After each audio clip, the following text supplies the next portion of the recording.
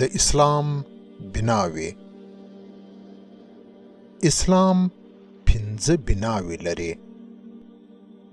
د اسلام 5 بناوې هغه 5 کارونه دي چې پر مسلمانانو فرض دي.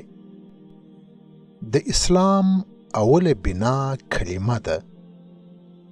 دې کلمې ته کلمه طیبه هم وایي.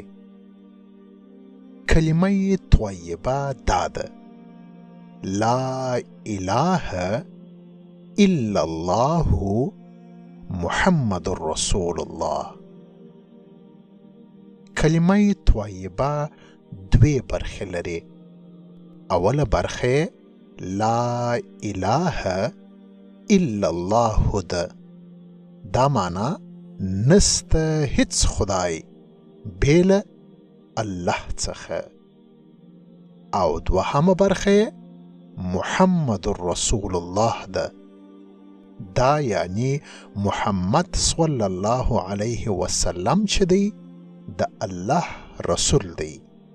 هر چا چې دغه کلمه وویل او ایمان او باور یې پر وکړ هغه ته مسلمان ویل کیږي.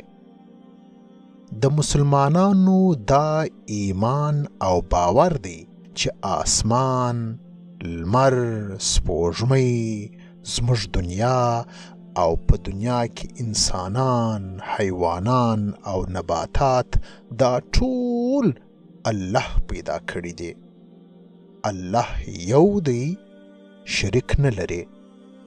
موږ ټول د یوه الله عبادت کوو او بیل الله څخه باید د بل هیچا عبادت ونه کړو.